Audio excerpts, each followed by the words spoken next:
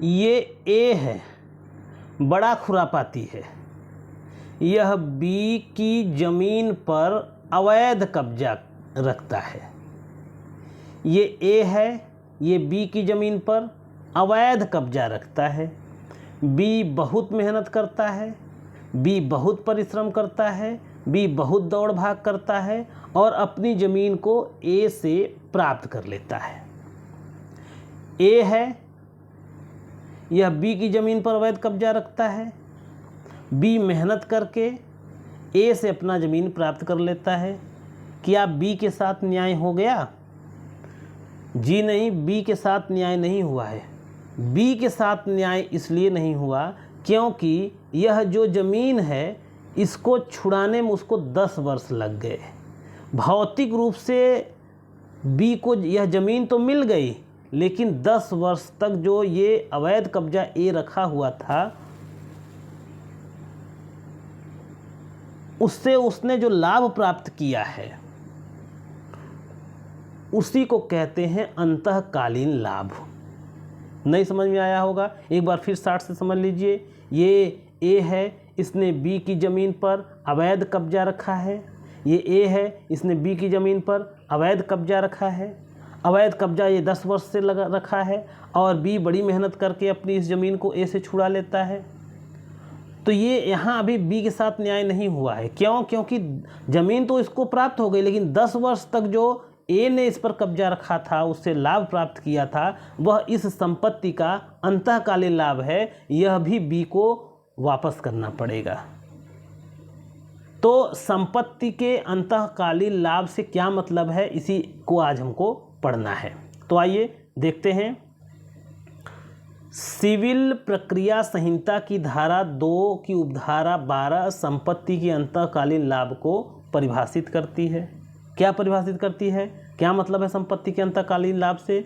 संपत्ति के अंतःकालीन लाभ से ऐसे लाभों पर ब्याज सहित, ध्यान दीजिए, संपत्ति के अंतःकालीन लाभों से ऐसे लाभों पर ब्याज सहित वे लाभ विपरीत है जो ऐसे संपत्ति पर सदोष कब्जा रखने वाले व्यक्ति को उससे वस्तुतः प्राप्त हुई हो या जिन्हें वह मामूली तत्परता से प्राप्त कर सकता था, किंतु सदोष कब्जा रखने वाले व्यक्ति द्वारा की गई अभिवृद्धियों के कारण होने वाले लाभ इसके अंतर्गत नहीं आते हैं। अब आइए इसको फिर से उस उदाहरण को देखते हैं, आपको पूरा समझ में आ जाएगा। ये ए है, इसने बी की ज़मीन पर अवैध कब्जा किया हुआ है और यह कब्जा लगभग 10 वर्ष से है। इन 10 वर्ष में यह काफ़ी अमीर हो गया इस संपत्ति से।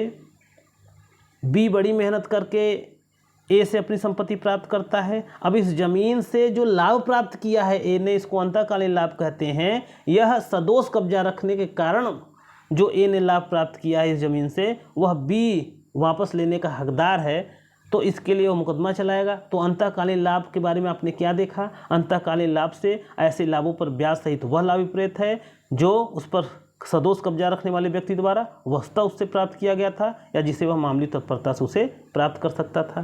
क्या समझ मतलब है इसका? आप नहीं समझ पा रहे हैं? फिर से इस लाइन को पढ़िए।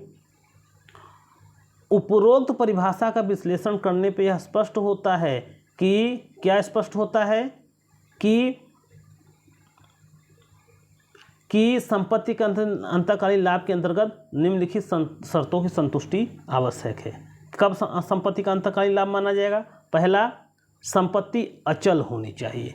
जब भी अंतःकालीन लाभ की बात होगी वह अचल संपत्ति के संबंध में ही होगी। चल संपत्ति के अंतःकालीन लाभ को जो है सिविल प्रक्रिया संहिता के अंतर्गत नहीं रखा गया है। हमेशा संपत्ति का अंतःकालीन लाभ की बात तभी आएगी जब सदोष कब्जाधारी द्वारा सदोष पूर्वक कब्जा उस संपत्ति पर रखा गया हो। अगर कोई व्यक्ति विधिपूर्ण ढंग से कब्जा रखा है तो संपत्ति के अंतःकालीन लाभ का मुकदमा ही नहीं आएगा। तो आगे देखिए, वस्तुतः लाभ या मामूली तत्परता से प्राप्त लाभ इसके अंतर्गत आता है। इसका क्या मतलब है? ध्यान दीजिए। ध्यान देने वाली बात यह है कि यहाँ अंतःकालीन लाभ के अंतर्गत सदोष कब्जाधारी द्वारा संपत्ति का वस्तुतः लाभ जिससे वह मामूली तत्परता से प्राप्त कर सकता था या वह लाभ आता है। वस्तुतः लाभ का यहाँ तात्पर्य संपत्ति के सीधे साधे प्रयोग से उत्पन्न हुए लाभ से है। कहने का मतलब या तो उस कब्जाधारी ने वस्तुतः लाभ प्राप्त किया हो या मामूली तत्परता से प्राप्त किया हो। अब वस्तुतः लाभ क्या आता है, जैसे यदि उत्तर प्रदेश की कृषि भूमि पर सदोष कब्जा रखने के लिए यदि वाद लाया जाए तो यहाँ उत्तर प्रदेश की भूमि की विशेषानुसार 12 माह में 2 फसल की कीमत ही संपत्ति का अंतकालीन लाभ होगा। मामूली तत्परता से प्राप्त लाभ का क्या मतलब है, यहाँ मामूली तत्परता से प्राप्त लाभ का तात्पर्य सदोष कब्जाधारी द्वारा संपत्ति से अतिरिक्त मामूली प्रयास से प्राप्त लाभ से है। यानी सदोष कब्जाधारी ने उस संपत्ति से मामूली प्रयास करके अगर जो लाभ प्राप्त किया है वह भी अंतकालीन लाभ होगा। जैसे उपरोक्त उदाहरण में उत्तर प्रदेश की उक्त भूमि पर यदि कोई मामूली तत्परता बरत कर, जैसे सिंचाई सुविधा विकसित कर, घेरेबंदी, देखभाल करके जो अतिरिक्त लाभ प्राप्त करता है वह भी अंतकालीन लाभ के अंतर्गत आता है। तो इसे जो है संपत्ति के अंतकालीन लाभ से उस जमीन से जो वस्तुतः जो अपने आप प्राप्त हो जाती है लाभ वो तो आता ही है, अगर किसी ने मामूली तत्परता बरत कर भी जो लाभ प्राप्त किया है वह भी संपत्ति के अंतकालीन लाभ के अंतर्गत आएगी यदि उस संपत्ति पर अवैध कब्जा रखा गया है। अब यहाँ भी ध्यान देना है कि अंतकालीन लाभ का तात्पर्य शुद्ध लाभ से है, यानी अंतकालीन लाभ का तात्पर्य शुद्ध लाभ से है। शुद्ध लाभ का तात्पर्य अचल संपत्ति से हुए कुल लाभों में से ऐसे आवश्यक खर्चों को निकाल देने के पश्चात प्राप्त लाभ से है। कहने का मतलब उस व्यक्ति ने उस खेत से 100 रुपये का अनाज प्राप्त किया, तो इस अनाज को प्राप्त करने में 100 रुपये का अनाज प्राप्त करने में अगर उसने 20 रुपया खर्च किया है तो इस 100 रुपया में से ये 20 रुपया माइनस कर देंगे, ये 80 रुपया जो शुद्ध लाभ है यही अंतकालीन लाभ माना जाता है। खर्चे निकाल करके जो लाभ प्राप्त करता है सदोष कब्जाधारी वही अंतकालीन लाभ होता है। इसके अलावा एक लाइन और पढ़ना है, अंतकालीन लाभ अंतकालीन लाभ से सदोष कब्जाधारी द्वारा की गई अवृद्धियां शामिल नहीं है। कहने का मतलब अगर सदोष कब्जाधारी ने कोई अवृद्धि की है, कोई अपने से वृद्धि की है इस संपत्ति में, तो वो उसमें शामिल नहीं होगी। तो आप जरूर समझ में आया होगा आपको कि संपत्ति के अंतकालीन लाभ का मतलब क्या है। अगर आपको समझ में आया है तो चैनल को सब्सक्राइब करें, लाइक करें और शेयर करें।